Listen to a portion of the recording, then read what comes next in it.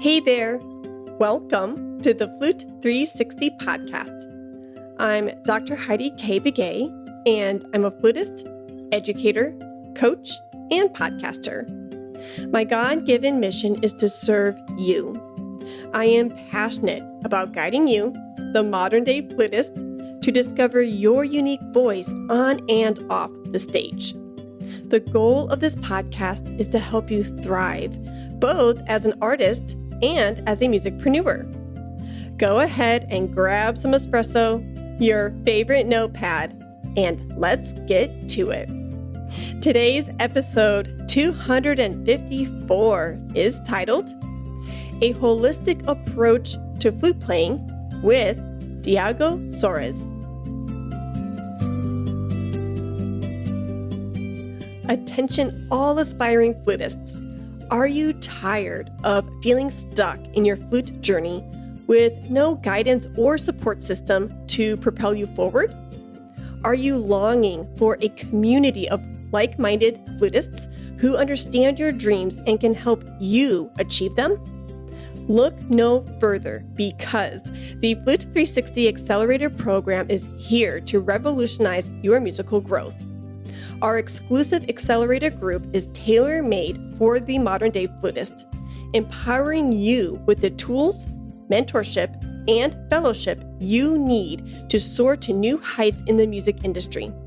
Say goodbye to aimless practicing and hello to a transformative experience that will redefine your flute playing and career trajectory. With our flexible enrollment system, you can join us at any time, ensuring that you never miss out on the opportunity to accelerate your success as a flutist. Imagine the breakthroughs and achievements that await you when you seize this moment and invest in your musical future. Don't delay your transformation any longer. Enroll in the Flute 360 Accelerator Program today by clicking the link in the description below. Our upcoming meetup on Saturday, July 29th, 2023, from 11 a.m. Central Time to 1 p.m. Central Time promises to be a game changer. You can register at any time, but if you register in the month of July 2023, then I have a special bonus for you. Your bonus is a free 1-hour flute lesson with me, which is valued at over $100. Don't miss out. Elevate your playing, forge lifelong connections, and step into the extraordinary. The Flute 360 Accelerator Program is waiting to welcome you with open arms. Join us today. Hi.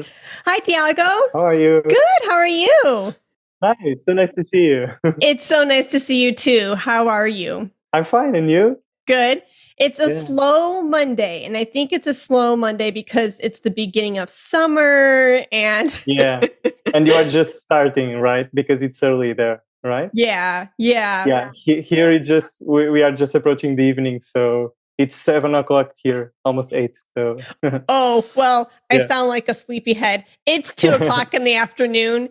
It just feels like a slow Monday just because, like I said, our academic year kind of ended and now we're getting into the summer and it's like, where am I? What am I doing? But I'm so glad to sit down with you and thank you for carving out time for us. Yeah, thank you. Thank you for inviting me, really. Yeah. Just for a little backstory for the listeners, Diogo and I met through the Tampere Flute Fest. And I believe we met right. maybe 2 or 3 years ago at one of their very first festivals. Yeah. It was actually the first year of the internship, and you gave a lecture to us, and I was intern back there. And then we met. I think it was in 2021. I'm not sure, but probably beginning 2021. So quite a few time ago. Already. Time flies by. Yeah, and Beatrice is already doing the 3rd or 4th festival already through TFF, and she's killing it. Yeah, and I'm so actually, glad. she is just going to the 5th one. So next year is the 5th one. Yeah. See, Time does fly. Time flies. Yeah. I can't even keep up with her. Yeah. And actually, after my first year of the internship, I was invited by her to be the internship coordinator for the next year. And then that was already 2 years ago. So already in the second edition of the internship as a coordinator, so not as an intern. Yeah. So yeah, I think the festival had like 2 editions before it started the internship, because the internship started on the third, I believe. But I'm not sure.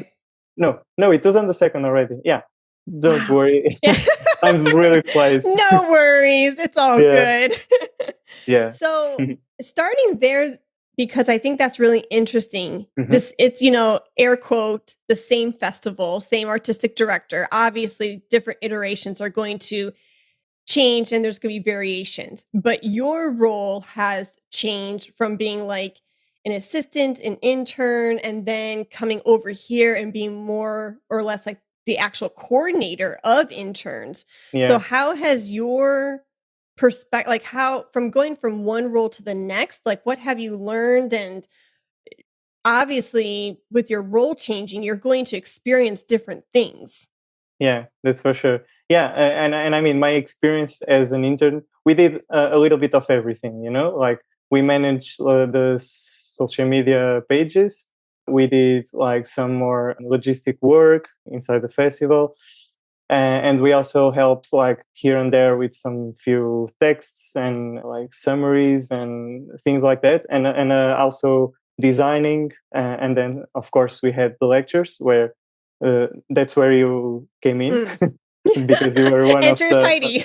Yeah, one of the lecturers about podcasting right now. Yeah. And then I think that gave me the perspective I needed for then the next year to be invited and to really know what it's like to be on the other side, on the side of the interns. And actually, because I'm not that old, so I'm I really empathize with them because we are more or less the same age. Mm-hmm. And it's actually that brings me to the orchestra thing, because I think people are, at least it's my experience and what I feel, but people who play an instrument in the orchestra or have played for a long time in the orchestra and then go to conduct the orchestra, they have like a completely different perspective because they know what it's like to be on the other side. And so I feel the same thing in the internship. So now my role, it's more like coordinating people, not only saying, okay, this needs to be done until this day or until this deadline, but also really connect with the interns to make sure they feel like heard and seen. And then of course prepare the lectures and prepare like the program for them to experience. So we prepared like a few lectures this year, and then the rest of the work was like hands on work, really. So they really were involved in creating a lot of things in the festival. So more related with the online thing, because they are from like each corner of the world. We have like an intern from, actually we just finished the internship, which is a little bit sad of this edition, but we have one intern from the US, then we have from Germany, and then from Denmark. So 3 beautiful ladies, and me and Beatrice, of course, have been doing the work to make sure they have the tools to do their work. Yeah. No, I love that. So you being like a social media intern and doing the other positions as an intern for the first few years, what was the biggest takeaway you learned as an actual assistant, right? Because when you're actually going through the tasks and you're in the weeds of the job, I'm sure you were exposed to a lot of new like branding or marketing ideas or tools on the background that perhaps you weren't exposed to previously in your career. So what was like one of the biggest takeaways during that time for you? I think for me, it was really learn how social media works and to create like content that people want to see and consume and to read, actually, the text is. And Bia actually was very helpful on this, because at least in my edition, none of us have like English as the first language. So we just write the best we can, of course. As I'm speaking right now, it's the same. So I'm speaking the best I can. And I'm sorry if I make any mistake. No, you sound Yeah. fantastic. And then actually Via just corrected the texts, and then we learned, of course, how to write better, and how to reach people better, and how to pass our message better for people to really feel what we wrote. And yeah, I think the text part of things in social media specifically, so it's quite a rabbit hole. Mm-hmm. But yeah, all things social media was really my biggest learning in the internship, because we also had like the personal development thing and the lectures, and of course podcasting. I have to say this because it was really helpful for me. Oh, wow. I told you before, I produced two podcasts since then, so it was really helpful to know how is this working, how does podcasting works. I had a few experience in audio recording, but not podcasting, so not uploading to the internet and to the platforms, and how to write things, and the RSS feed, it's called like that. Yes. So it's like Yes. the little link where you can distribute to all the platforms. I didn't know that thing. So yeah, podcasting and social media content creation, I think. Okay. No, and I loved what you said, Diago, about really writing content that the consumer wants to read. Yeah, Bravo. Because it's not about, like, yes, obviously, whether it's a festival that you're promoting and the guest artist who you are promoting, yes, it's going to be about them to a certain degree because they're carving out time and they're giving their expertise. But at the end of the day, it's about the consumer and it's about the attendee. And if yeah, their needs aren't met, then, and if they can't see how that festival or how that offering is going to serve them, why would they read or why would they attend that event? There's yeah. no point. They want to figure out, Yes, like, how are you, the institution, the academy, the brand, how are you going to serve me and helping me conquer my pain point? yeah. That's it. That's it. Yeah. That's Yeah. beautifully put.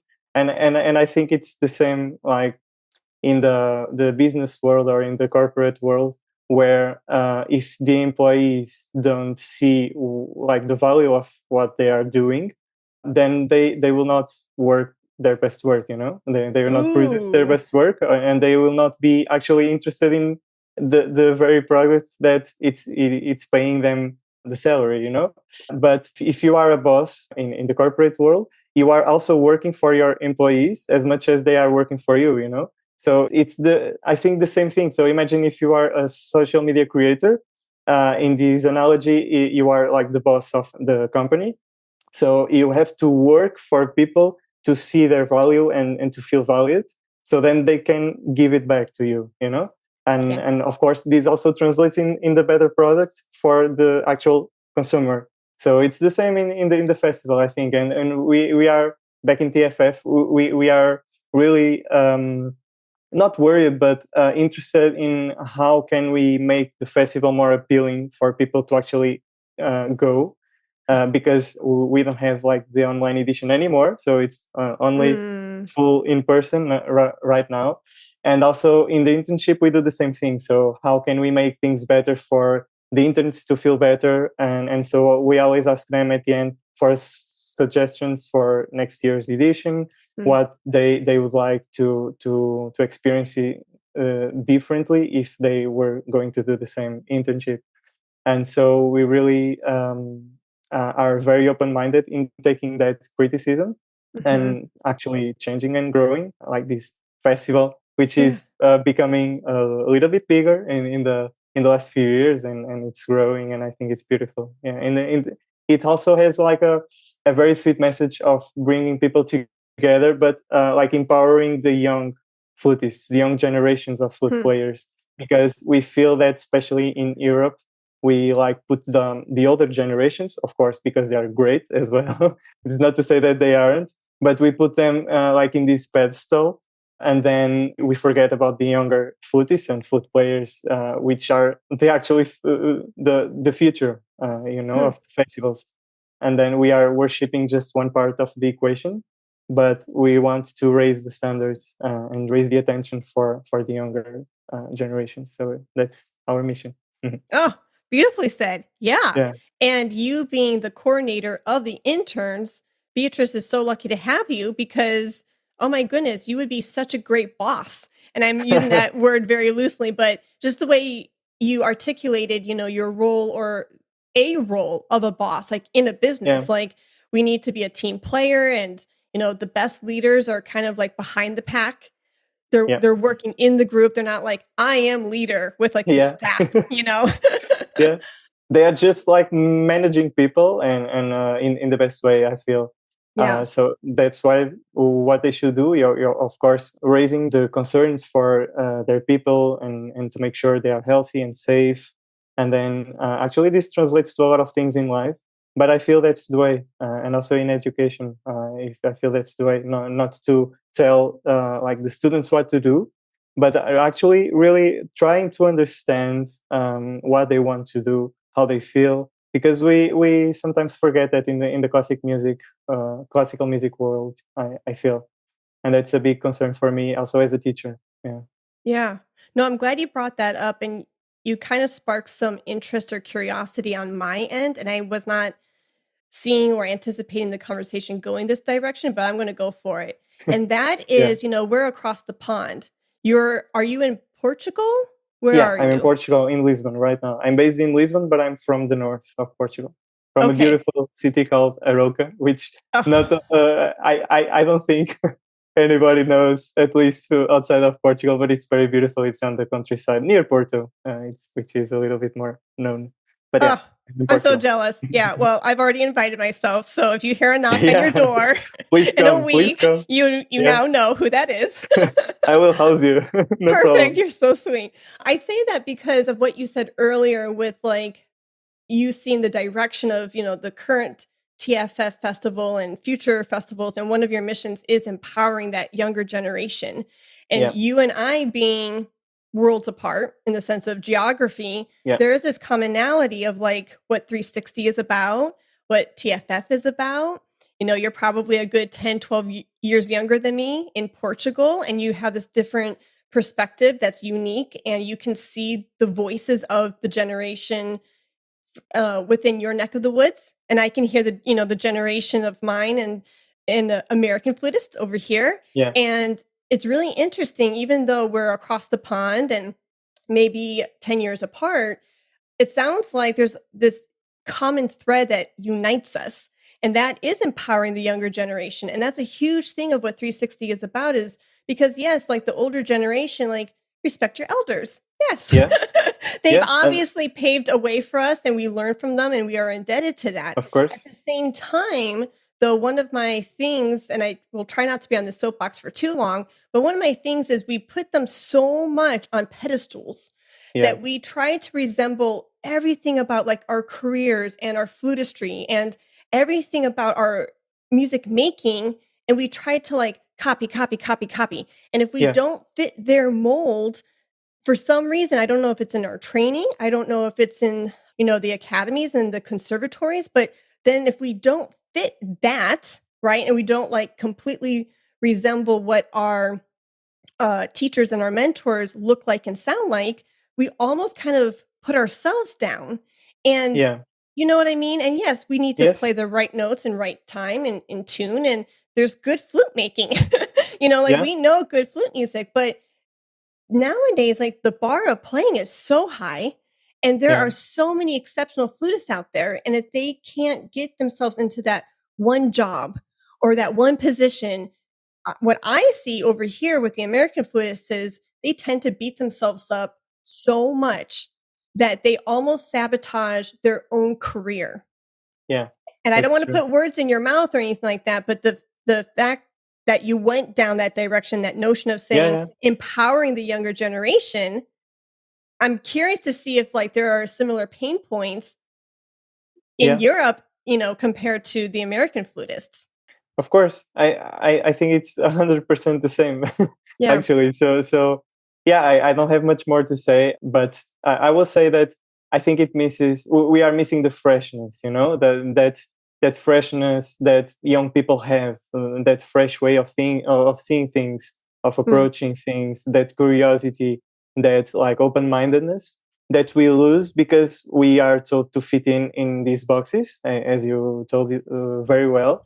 And I think that that's of course motivated by a number of factors, but by of course following the flutists that we put on the pedestal, and of course we have to learn from them, and of course like the traditions brings I think it brings like the improvement like over a generation, you know. So each generation that passes, I think it improves something in the flute playing, in flute playing, in the interpretation side of things. Of course, it's good to go back to history and to really know how like Bach or Brahms or Mahler or Mozart is supposed to sound like. But I think just as important, I think that's only just 50% of the equation. But because the other 50, it's just okay. How do you feel that music? How does that music resonates with you? What emotion do you feel? How can you like let that emotion go in the flow of your music? You see, like how can you pass the emotion to the audience, to the people that are listening to you, your performance, you know? And that's because I think we are trying to fit in this competition side of things. Because if you don't play a certain way in a competition, you are out.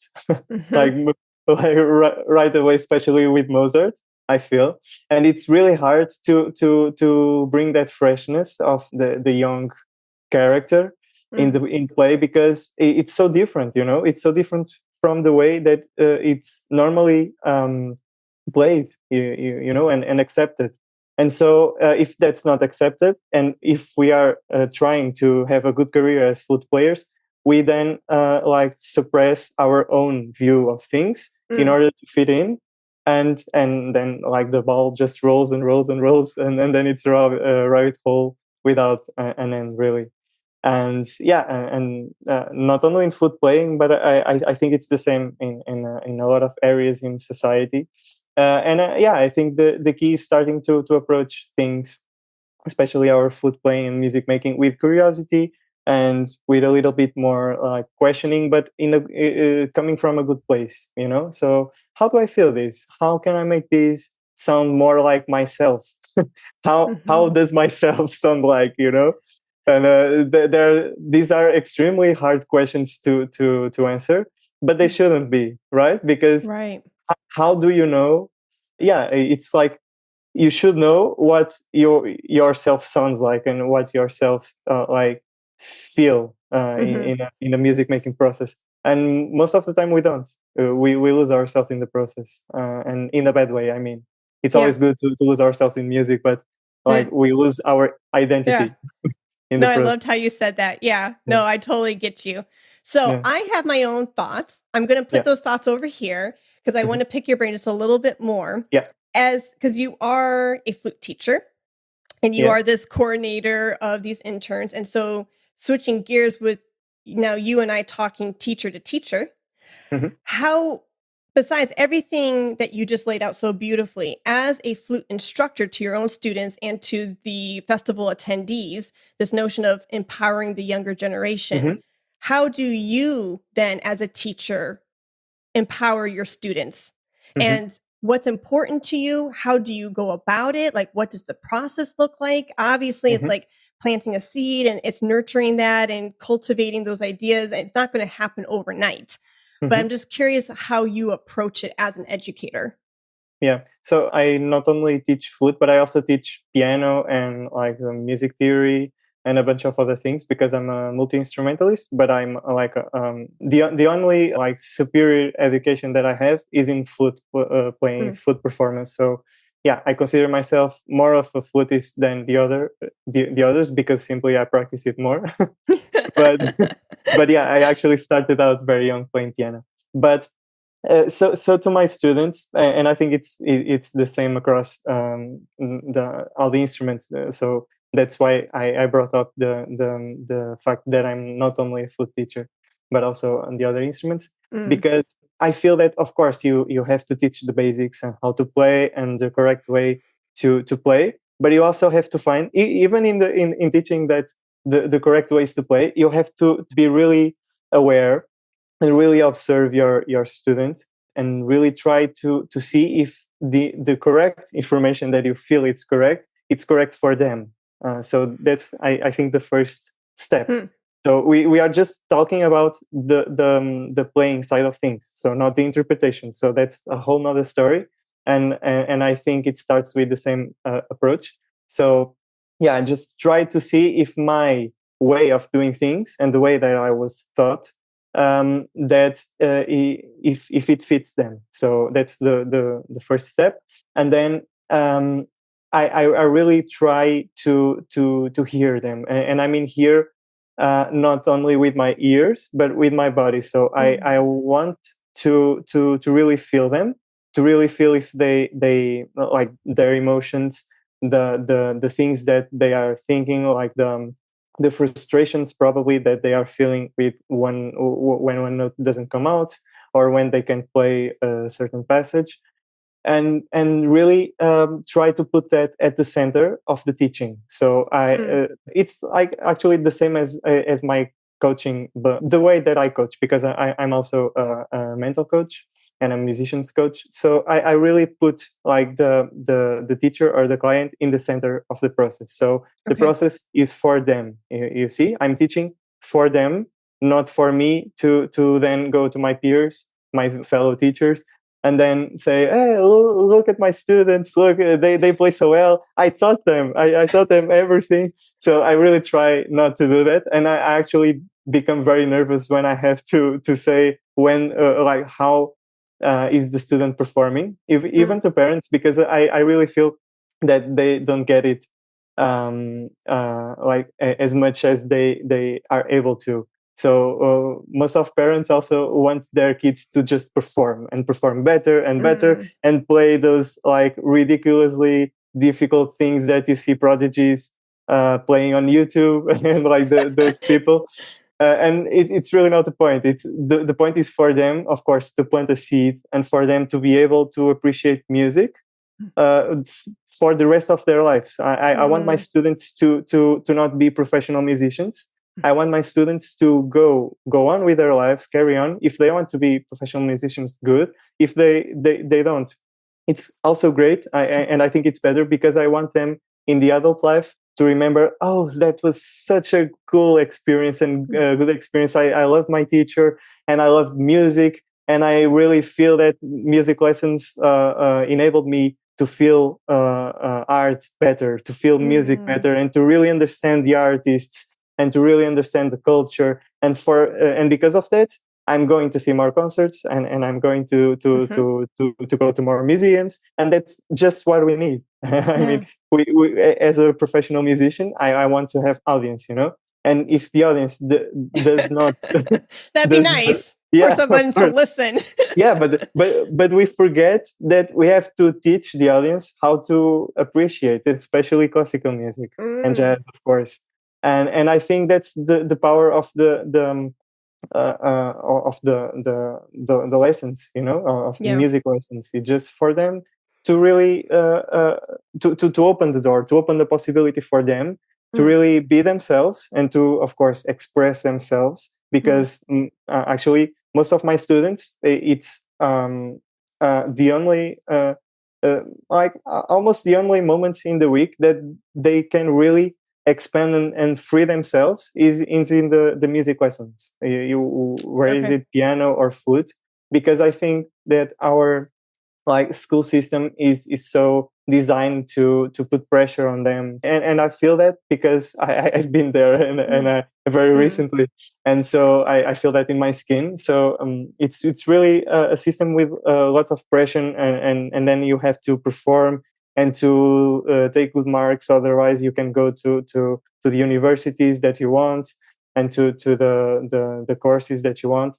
And so the last thing I want to do is the same with music lessons. So I don't put any pressure in the way they should be performing, in my eyes, or in my beliefs. So of course I have like a standard that I want them to reach, but I just don't communicate that most of the times. Sometimes I do, but only when it's healthy and helpful for the student. because I feel most of them don't want to be professional musicians. They just want to have a good time and to express themselves and to be creative for at least one time a week, you know? Yeah. And so that's my way of approaching things. And really, of course, then it goes deeper, but I don't think we have time to go to that rabbit hole. But of course, seeing also their problems and how can I help them with music to be more aware of them, you know? Okay. And probably it's not a thing in short term. Probably it's like longer.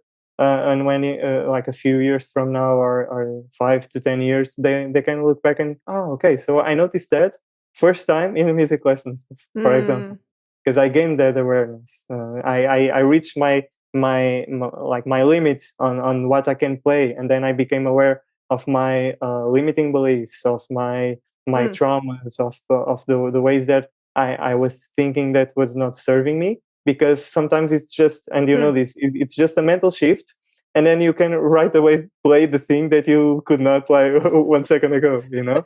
So sometimes it's even just to rest a little bit, 30 seconds, 1 minute, and then you play, and then it's good again. So yeah, that's it, I think. Wow. Is there anything that you don't do? Because you listed off, you're like, well, I'm a flutist and I'm a pianist and Lots I'm a of things music that I don't. coach and and I That know I podcasting, actually, I know marketing. yeah. It's like, Diogo, what do you not do? Yeah, no, I was just saying that I do a lot of things, but if I do them well, that's a whole nother question. So Yeah. don't be too impressed with No. the amount of things that I do. Well, I am impressed, but I bring that up because it's good to know your portfolio. It's good. I'm Yeah, glad you brought that up because you're right. Like each instrument, each area of your career is going to teach you something else and it will feed into the other areas. hmm, Like how I am as a podcaster has transformed how I teach and how I yeah, play completely of course, and how my business runs. And it's of course. amazing. It's just, air quote, just podcasting, but it's opened up so many lessons and so many realizations that has piggybacked into these other sectors of my life.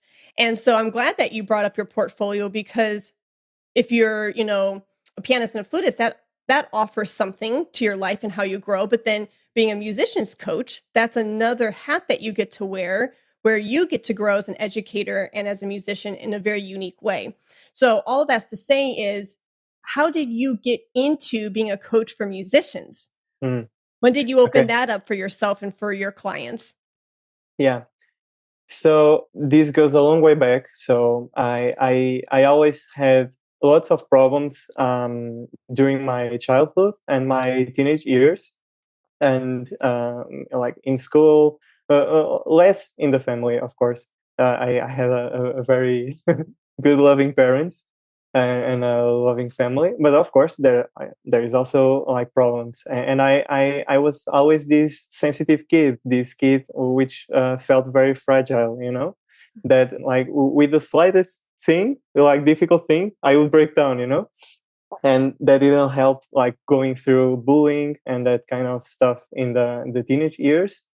And then it was just like when I was 17 years old, I not that I'm much older, but I'm just 25. I will be turning 26 in September. But so yeah, almost 9 years ago, I did like a startup coaching program that just for me as a client. So I this is because my cousin has this like company, coaching company, and he also teaches and gives courses for coaches to become a coach, and that's where I got mine actually. Mm, And so I had that contact because of my cousin, and it made a lot of sense for me. It was not like music related or art related. It was mm, just pure coaching, just for personal development. mm, And then that's I think that planted a seed.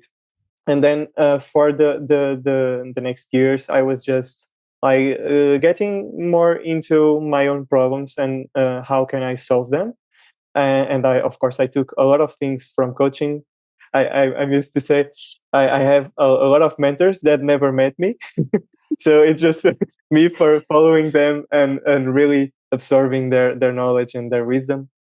And then I think the big thing is then a few years later, like probably 4 years later, I got into mindfulness. 4 years later, I got into mindfulness. I was already meditating since 17 years old, but I got into mindfulness and it transformed my awareness completely. So I became much more aware of everything. I mean, not one specific thing, but everything in my life, and also the deepness, the depth of my problems, and how the things that I could do, because I'm always finding new things that can help me reach further into myself and to get to know myself more, and of course motivated in the first place by my problems. And I really want people to know this, because it was not just because I liked the personal development world. It was very much motivated because I could not stand my problems. So and I had to find ways to solve them, and that's what people do. And some people, and I did that for a long time, they just suppress them and they find things to cope with them that are not actually healthy. And I've been there. But it was when I did, okay, so let's just uncover and unpack this thing. Let's just see the root problem, because I cannot stand this anymore. And if I go down this path, it will be really not good for me, not good for my family, for anyone really. And so I caught myself on time, just on time. And then I started to go down on mindfulness, on meditation, on yoga, on movement, not only just mental training but also physical, just to see what helped me the most. And then there was this opportunity that my cousin presented me of actually taking part of the course and becoming a coach, and it was like a very long process. And of course I said yes, because I was already feeling that being in the orchestra and like trying to audition like crazy was not for me. I do play. I play in the orchestras when I'm invited. I play many other musical projects, and also I do workshop leading with kids, music workshop leading, and body percussion, and all those kind of things. So I'm just not made for this one thing of playing in the orchestra or being a chamber musician inside the classical music, because I'm not only classical music, and not only flute. And so by then, I think I gained the perspective that I could, and I was helping lots of my peers, my colleagues as students. Then I don't know why, but they always seem to reach for me for advice of some kind. And the coach doesn't give advice, but I was giving advice back then. Yeah. So and of course sharing the things that I was learning, and it made sense for them, and I could help them, and it was really easy. So, some things were just really simple mindset things that I really saw transform their way of looking into their own lives. And so I just became okay. So maybe here's that's a thing here, and maybe with the right questions now as a coach, I can help people just with simple questions that people never ask themselves, because they don't want to go to that rabbit hole in their lives because it's painful or because it doesn't feel right. I mean, we know that, but it's necessary. So I became a coach, and then I've been more equipped, to say the least, to help more people in that way, because now I know that at least I should not give too much advice, just for really try to find their own advice, inside of themselves, because I believe that we all have the things that we need, and at least the awareness that we need to go forward. And of course, someone that is looking for coaching is someone that has like there's like two ways, or they want something really bad, and they know what it is. For example, wanting to get an orchestra job, or at least they just can't stand their actual place, and then they just like need and feel the need to move somewhere else inside themselves and in their own lives, but they just don't know how, or like why. And so anyone that has that kind of desires, so either of them, I think they already know something much more than they actually don't realize in order to get there. And so that's my job to help them find their way. Are you looking for the perfect flute or piccolo to take your music to the next level? Look no further than the Carolyn Nesbaum Music Company in Plano, Texas. Since 1996, we've been the go-to source for flutists of all levels with an unrivaled selection of flutes, piccolos, low flutes, and head joints from dozens of top makers. But we're more than just a music store. We are your complete resource for everything flute related with sheet music, instrumental accessories, teaching resources, and health information all under one roof. And our in-house staff of experts is always ready to help you find exactly what you need to achieve your musical goals. At the Carolyn Nesbaum Music Company, we're committed to excellence in all aspects of our business, from our top quality products to our friendly, personalized service. And with an in-house repair staff certified in all major brands, you can trust us to keep your instruments in top condition for years to come. Follow us on social media to stay up to date on the latest news and events, and visit our website at fluteforyou.com to shop our extensive selection of flutes, piccolos, and more. Whether you're a beginner or a seasoned pro, the Carolyn Nesbaum Music Company is truly your one-stop flute shop. Oh my gosh, Diogo. Speaking of rabbit holes, there are probably 20 different rabbit holes I want to go down with you.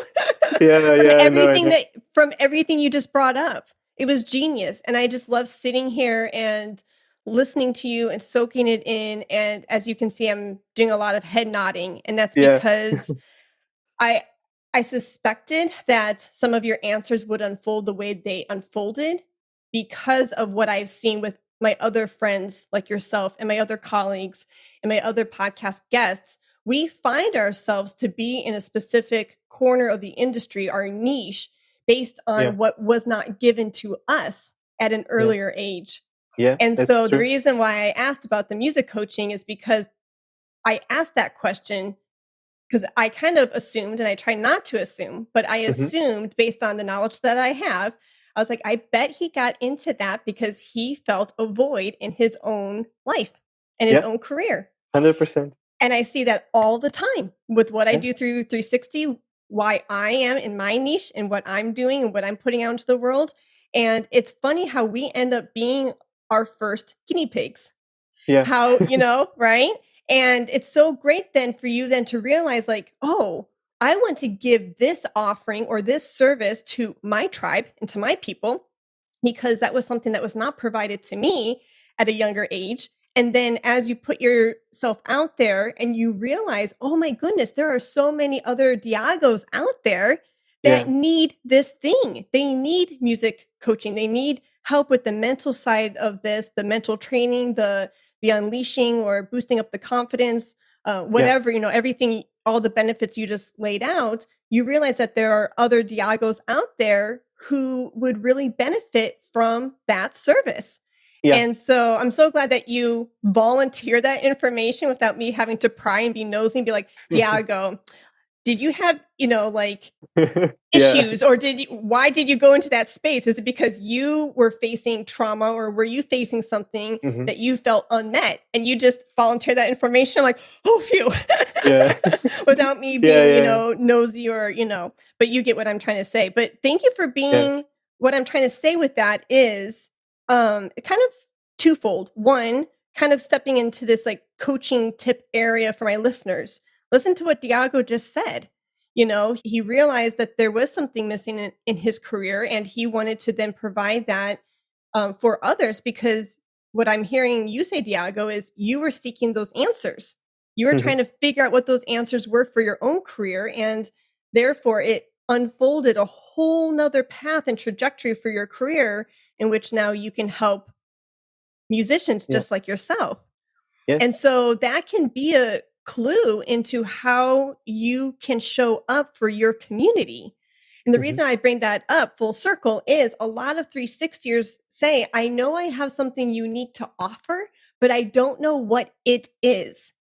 So Yeah. it's noticing the breadcrumbs. It's noticing maybe perhaps your past seasons where you felt lost as a musician, or, whatever your field is. And then maybe then doing some market research and realizing, oh, there are other Janes out there like me who could benefit from this. And I don't know if that resonates with you, but I have seen it time and time again. Yeah, Yeah. I totally resonate with that, and I really feel that, for example, my way of being recharged and being like connected to Mm, myself. Part of that, it's also helping other people, not only in the musical side of things, but in the coaching side of things, or helping them realize where they can grow, where are the like the blank spaces, or where are the problems actually, mm, where mm, they can really meet themselves in order to grow. And I really feel recharged by that. And not mm, only I mean, I'm a musician, of course. I like to play and I like to be on stage, but it's far from that. And I really feel joy in loads of things, including helping people, seeking the path, or helping them with problems that I already faced and I already figured out. And I really want to say this because I feel it's really important, is that I'm far for having all my problems figured out, and I think we all are yeah. in some way. But and for me, realizing that, and realizing that everyone around me and everyone in the world is far from reaching the answers Hmm. to their problems.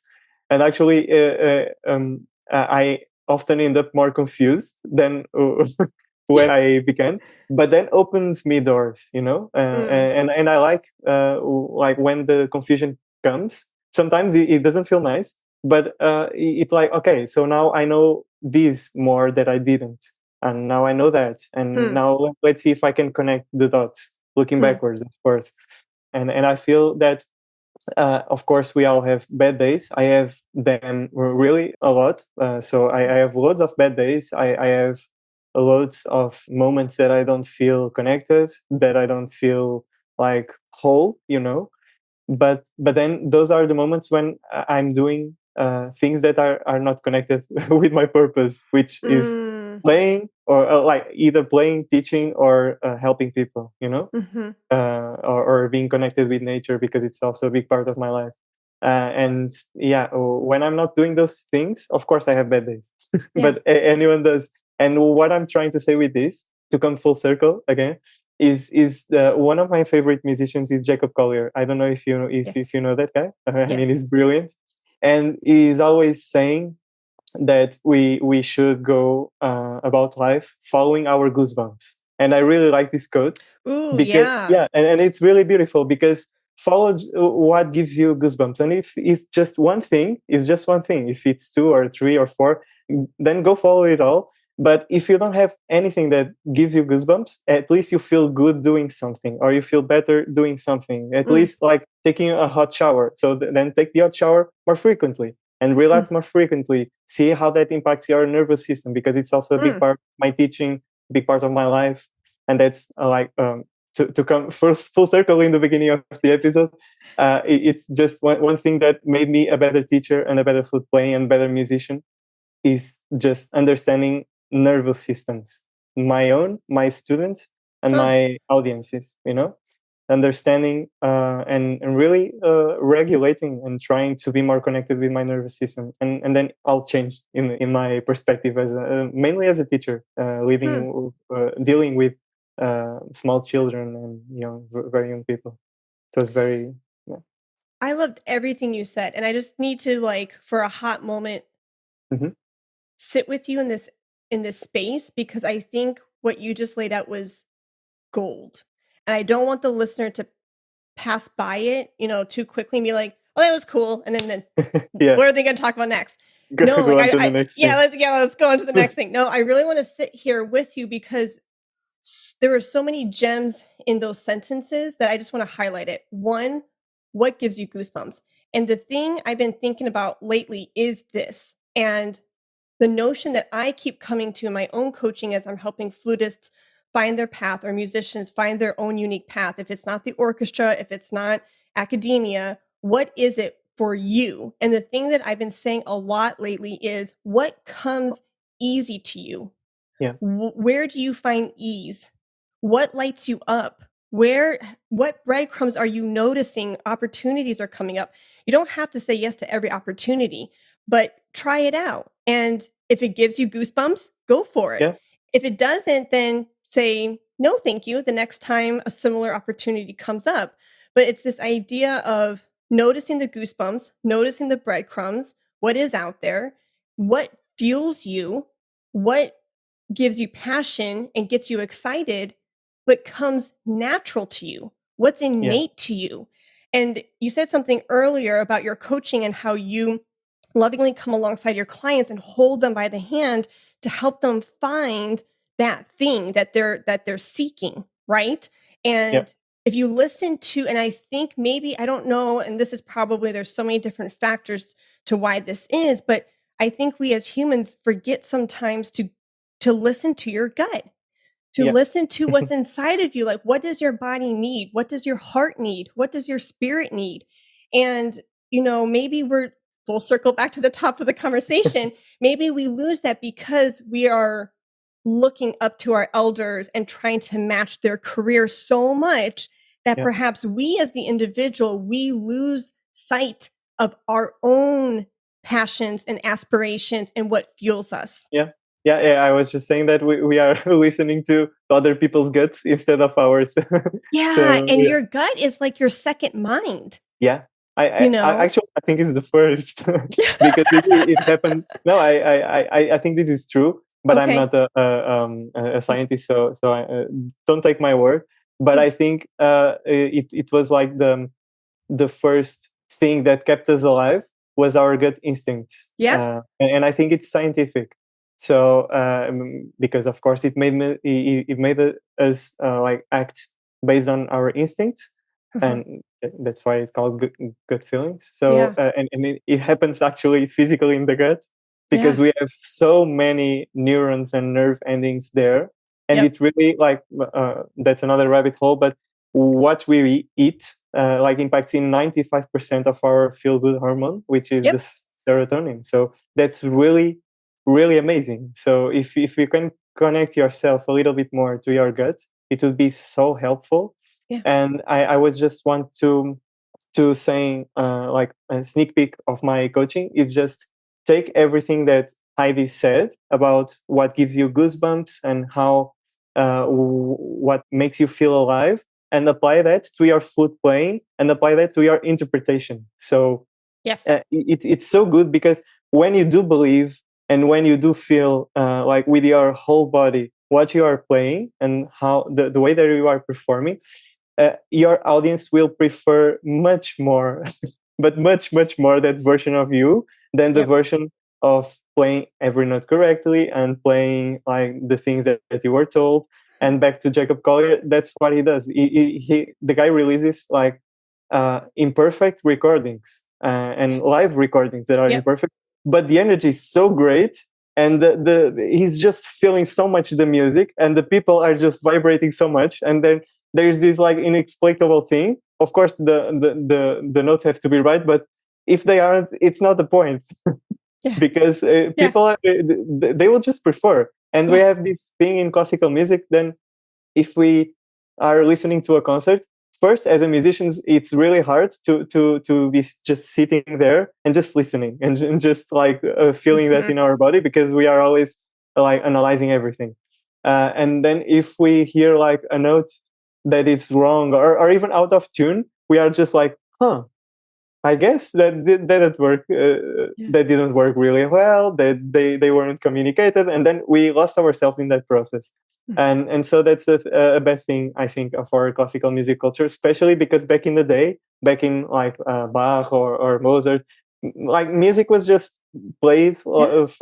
for people, and people were like drinking and talking, and music was Dancing. playing. Yeah, it was just normal. It was the pop music, I think, of their time, Mhm. and so I think we have to find more joy in the audiences, in our performances. And it starts with us musicians being more connected to actually how do we want to feel on stage, and what do we want to do, how do we want to feel, like the which goosebumps are we going to take in our performance, in our interpretation. Because if you want to feel good on stage, and if you do feel good on stage, that's everything you can wish for, I think, in a performance. You just feel connected, you can play better, the audience just reacts better, and it creates, like, all of a sudden, this special moment which no one can explain. Yeah. And it's really, really beautiful. I love it. Yes, yes, yes, yes, times a million. Everything you said. There's so many, again, nuggets that I want to highlight, and I don't even know which one to start because they're all so good. But if you ever want to, and I would love your eyes on a presentation, a practice method that I just recently have developed, I would love your input in this practice method, describing exactly everything we're talking about right here, right now. And it's called, talk about sneak peek, but Yeah. it's literally, it highlights that authenticity and vulnerability as a musician on stage, so you can have that connection with your listeners in this very real setting where it's not like Heidi performer and, oh my gosh, if you miss one note, then it's the end of the world, right? Like, how can we lose that? How can we shed that? And I'm trying to think of the title of my presentation. It's basically something like practicing away from the flute, building self-awareness for performance. And it basically is, and that's why when my soapbox is through 360, and every musician hopefully knows this about me, is a big notion that I have in my career is encouraging musicians to podcast to some degree. And that's because I have to start, yeah, because you would be a great podcaster. But the reason why I feel so deeply about this is because the lessons that I have learned as a podcaster away from the flute, working on me, that inner deep work, what podcasting has reflected back to me in recordings and listening back to my voice and seeing myself on screen and watching the evolution of Heidi unfold in the public eye. It teaches me so much that when I go to my flute, that vulnerability, that authenticity that I bring to the podcasting microphone naturally comes through my flute. And that's why I want so many musicians in this space, not because I'm trying to get musicians to, like, not everyone be a podcaster, but even if it's, I mean, I think it's great for many, many reasons, for deep work, self-awareness, things like that. Obviously for branding and putting yourself out there so you can build these opportunities for yourself. But what the platform will teach you innately is exactly everything we're talking about right now. If you just experience it. And so anyways, this presentation, if you can't, as a musician, if you can't conceive yourself getting in front of a video and a microphone and there's nothing in your being that makes you want to be a podcaster, that's okay. It's like, okay, let me bring some of my podcasting lessons into your practice room. And even if you implement it 5-10 minutes a day, you're going to start seeing the benefits and start noticing changes of everything that Diogo and I are talking about. So I would love to share with you. My husband recorded it, and it's kind of a janky recording, and it's kind of not his, well, he did it on his iPhone. He was also manning other things, and it's funny because it's like, oh man, you're a video guy, and this is like not a, it's not a good video, but it really, he wasn't using the right equipment. But I would love to share that, that talk with you, and for you to give me any sort of like feedback or insights from like your perspective, because it brings everything full circle. It's using technology in the practice space. It's being okay, basically, so that way people don't think I'm rambling here. My point is, it's like what podcasting has taught me, I want to bring to your practice space, and that is self-awareness. Being okay with hearing your voice, being okay with hearing your opinions and your perspective and putting it out into the world. Because then you're going to realize, I do have something to say. I do hold value. I have a unique perspective that other people aren't bringing to the table. And once you start doing that and you hit publish and you have these conversations like you and I are having right now, and you put it out into the world, your confidence is going to go sky high, because then you will be able to articulate who am I? What brings me joy? What opinions do I want to put out into the world? And you get to do it in this fun, loving space among two friends. And that synergy is there. And how many times have I ummed and awed in this our conversation? Maybe a handful. But did you care? Did you mind? No. Right? And that's the air quote mistakes that we try to avoid on stage as musicians. Mm-hmm. Yeah. Nobody cares. They're It's true. all they're seeing is Diogo and Heidi being friends and having a great conversation about music careers and artistry. They don't care. I messed my English a lot, so but I don't care because I'm just trying to pass my message, and if it's the way that it comes, so is that right? And that's the way it came out, and in that moment in time, that's how it was relayed. And sure, I would have loved to have said something a little different in a different way, but of course, nobody cares. They don't care because they feel the synergy, they feel that energy. They're learning something in a very intimate, warm, safe space. And that is music making. We are basically right now, without our flutes, without our instruments, we are storytellers. You are telling me your story from your side of the world, and I'm telling you my story and other people's stories from my side of the world. And we're noticing commonalities, similarities, differences, and we're having a conversation. And that's what music making is. Yeah, that's true. Right? 100%. Yeah. Yeah. And so you can do that away from your instrument. That's why I want people in this space, because you're going to have these realizations organically on your own through these podcasting conversations. Yeah. And actually, just to point something out that I really enjoyed in this conversation is seeing your cats. They're just in the back. They're really so cute. Yeah. Oh, thanks. But before, after this little deviation, I wanted to just refer that when I was doing one of the research papers for my master's, I came across a study that put. I think I will botch the study right here, but that's the information I remember. So I can send you the link, and then you can put the link of the study in the description if you want. Yeah. But for the listeners to go and really see that study, but they just took an orchestra, and then they said them to play like a random control piece, like Mozart or something like that, and then they played the way they were used to play.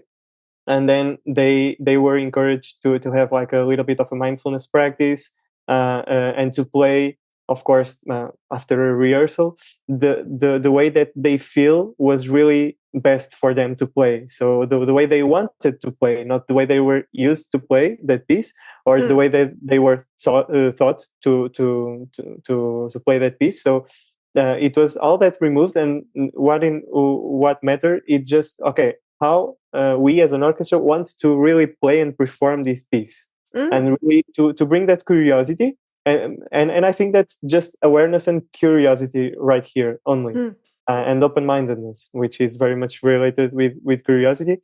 And then they recorded both times, and then they put the recordings to a test with an audience, and then the audience, more often than not, they preferred the latter version. So the version that they were just not caring at all, like about the tradition and about the way they were used to perform, or they were taught to perform the piece, and just like let that things go, and then just perform the way that they wanted, and the way that brought joy to them. And so that's a scientific paper, and it just illustrates pretty much most of the things that we have been talking in this conversation. So yeah, I'll be happy to share that. Yeah, I would love to see that research, and I will definitely put that in the show notes as a link. Yeah. No, thank you for bringing that up. I did not know of that research, but it just makes me feel that much more validated in my thoughts and my observations. And that's when, like what you said, like how the orchestra wanted to play it, what they wanted to communicate, right? When you get off the page, that's where the magic happens. You can plan all day long, like going back to the presentation I recently did at a flute festival on this self-awareness topic. Yes, I'm going to come in prepared. Yes, I'm going to think about my thoughts and think about what that handout is going to look like. But if I'm not willing to be curious, like what you're saying, if you're not willing to be curious in the moment and be truly present with the people in your room, with what you Yeah. with what you're trying to communicate, either vocally or through your instrument, you could have a missed opportunity. Yeah. And a few weeks ago when I gave this presentation at Texas Flute Society, I had one of my students help me go through the process together in real time, so that way she could kind of be my flutist as I was demonstrating certain things. And there was this moment, Diogo, and I was proud of myself because I'm not always perfect when it comes to this. There was this moment Me neither. where, So, oh yeah, no again, one going back is. to what you said, we're still growing and Yeah. learning. And there was this moment where, through my practice routine, a lot of it was, you relay a story through your voice. What are you noticing? Body language, expression, da da da. I won't get into all of that. But I realized if she went on to the next step of this practice method, there was going to be a missed opportunity for her. So I said, okay, I'm doing a little bit of an improv right now. This was not planned, but we're going to go for it and see what happens. And this is live on stage as I'm giving a presentation. Yeah. And I was proud of myself for going there and taking that risk, because I didn't know what was going to unfold with that idea that just came to me in the moment. And I said, Maddie, that was great. Guess what? We're going to get off the page. We're going to try something right here and right now, because I think you and I both need this in order to really drive home your transformation and the results that I was after because of this practice method. Yeah. And if we're going to us as flutists, or the orchestra, like you're talking about, if you're so ingrained in like, this is how we've practiced it 100 times, Yeah. right? Like you may be missing a moment of magic or a moment of like being curious on the stage, because a new revelation may form from that spontaneity. Yeah. And also in my experiencing, of course, learning with different and contacting with different musical genres over the years. So I started in classical music, then I came across to pop music and all things pop related, then jazz, and then world music, and then reggae, and then rock, and then like Portuguese traditional popular music. And then I think one of the things that very much changed my way of practicing and playing was seeing how people from different musical styles practice and play, and the techniques that they use. For example, I took loads of things rhythm related from jazz, and I tested them with my chamber music groups. And then most of the times people were really annoyed by like feeling, for example, the tempo on the downbeat instead of the upbeat. But when you do such exercises, because they are so different, and then they require you to concentrate on a different level, on a much deeper level, on a way that you are not used to, then everything changes, and then you are just opening doors and opening possibilities that were there. But if you didn't do that, they were just there closed in the cabinet, Yeah. And I love that, that goes Diogo. back to what you said. Yeah, and get inspired by other people and Yeah. musicians and their Other method. styles, You yeah, can learn explore. so much. Yeah. Oh my gosh. Yeah. Well, I want to respect your time because I know it's getting late over there, but I have learned It's so good. much. Well, whenever you're ready to come to Dallas, you have a home here. Yeah, And I hope you I would love know, to. I'd I love to. hope you know, well, it's not as beautiful as where you live. I'm sure of it, That's but relative. That's relative. That's not but subjective. you always have a home here, and I hope you know that I'm your number one supporter. And if there's anything I can do to help promote your music coaching or your career in any way, I'm only one click, one DM away. Thank And you. I want you to know that, because you articulate your thoughts so beautifully, and just who you are as a person, and just putting good out into the world and moving the needle forward for people who you care about. It speaks a multitude, and it speaks so much about your integrity and your character, and I respect that. And so thank you Thank you. for being you, and thank you for your work. I mean, full words back to you. Oh, you're sweet. All the words back to you. You're way too sweet. I appreciate you. So I'm going to let you go, Diogo, but let's stay in touch, and Yeah, I of will course. let you know when this conversation goes out into the airwaves. And I hope you are well and enjoy the beginning of your summer. Yeah, I hope the same for you, and I hope you have like a really good start of the week and good end of the day there, right? Because it's be like 4 o'clock or something like that right now. Yeah. No? Yeah, good guess. It's 3:00. Yeah. Okay. Yeah. Not so accurate, but yeah. So I hope you have like a good end of the day and good beginning of the week, and always stay healthy Thank you, and Diogo. stay positive, like you always are, and stay an inspiration for us all your audience, your peers, your family, I'm sure. So yeah, thank you. Thank you very much. Thank you. Have a good night. See you. Bye-bye. Bye-bye. Thank you for listening to the Flute 360 podcast. If you want to be a part of a flute community that you can call your own, please join me and other 360ers in our private Facebook group. Here, we hold discussions that matter to you, share our latest victories, and support each other through our musical endeavors. All you have to do is click the link below to join our private Facebook group called Flute 360 Family. See you there. Let's talk about flute.